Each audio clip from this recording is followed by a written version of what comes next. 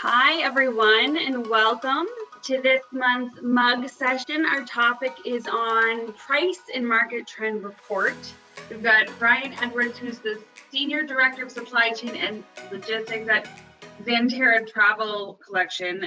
Bryan leads the corporate supply chain and logistics team, supporting a collection of hospitality operations within national parks, a cruise line, several international travel and tour companies. So with that, Bryan, Tyler has a whole bunch of questions for you today so we can dig into how you've mastered the use of InsideTrack for those data-driven decisions. I know you mentioned the price range report, but what are some other tools and reports outside of this one that you and your company rely heavily on?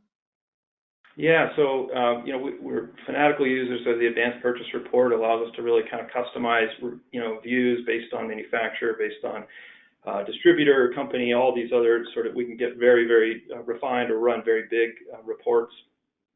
That's always very helpful when we're sort of trying to tell a story and digging a little bit deeper. The price range report, I think, is one for us when we look at those contract strategies I mentioned a moment ago. Is important. Other tools too, like my friend Tim is very fond of this report as well, the price volume variance report, right?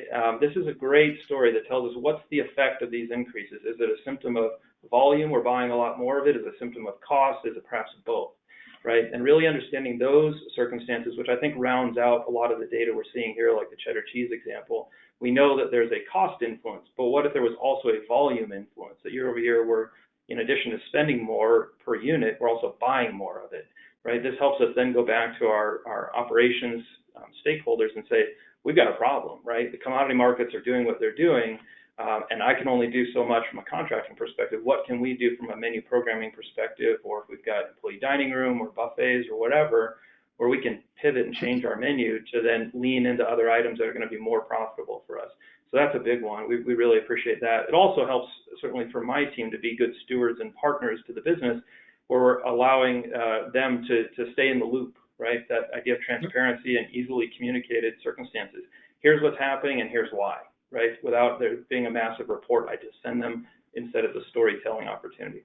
The last, which we use a lot these days, is the distributor inventory piece, and that's an area for us that we're spending a lot more time on these days as our distributors are going through a lot of changes. Some of that's being driven by manufacturers, some of that's being driven by the distributors, some of that's being driven by our own demand or our own mix changes. And so what we're really doing is focusing on understanding what inventory is available at the distributor at the time of, what their outlay looks like. You mentioned a moment ago, are they sitting on a lot of inventory at an old cost?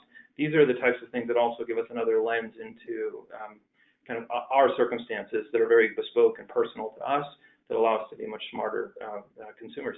And lastly is, we obviously spend a lot of time leveraging the contract and rebate details within the application as well, so that we have all of our contracts there as a repository. We're doing our renewals through there.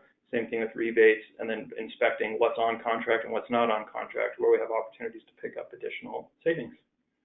Awesome.